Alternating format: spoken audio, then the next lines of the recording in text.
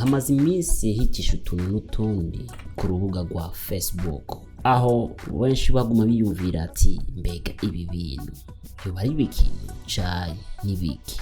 Aho ndiko ndavuga uko ni mu Burundi umukozi yakora kuri TV online benshi bayizi nka Wakalight TV, nawe si wundi ni Koreshumwanya. Koreshumwanya haciye kitari gito bamwirukanye muri Wakalight TV. Amakomantere kuri YouTube, amakomantere kuri Facebook baguma bavuga ati mbega iyo TV nizofitera imbere bivanye n'ikibazo cyo kuguma birukana abakozi, kandi benshi baguma bibashiramwo amakenga mbega yoba ari bikintu canke n'inzigo. Koreshumwanya n'umukozi w'umuririmbyi Akesdon twaragerageje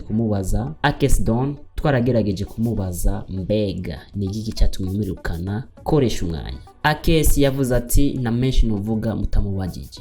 Koreshumwanya tumurondeye nawe yavuze ati je nakosa mfise, ikosa bampora nuko narafashe ifoto ya bossi narayipostinze ku rubuga rwa Facebook.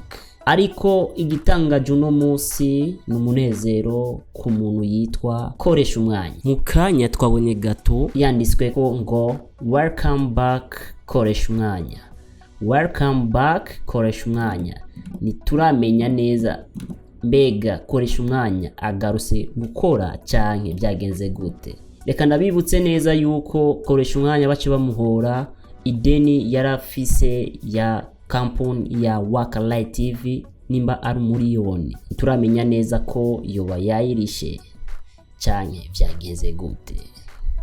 Tuzoceceka, tuzogerageza kubaza kugira turonke ukuri, ariko uno munsi turamenya neza ko Koreshumwanya yoba yagarutse muri Wakalight TV. Akesdon tuzomurondera tumubaze icyatumye amwirukana kandi umuntu yitwa Koreshumwanya, kuko turamenyereye yuko Landry Promoter yari umukozi wa Akesdon. Uno munsi yasuye kandi kwirukana Koreshumwanya. Bandanya mukurikirana Inyishu Media mu bikorwa byacu, bitibagiye gukurikirana ireresi yitwa Agakino k'ubuzima, ariyo akana k'ubwenge, ariyo uguhemu. Murakoze.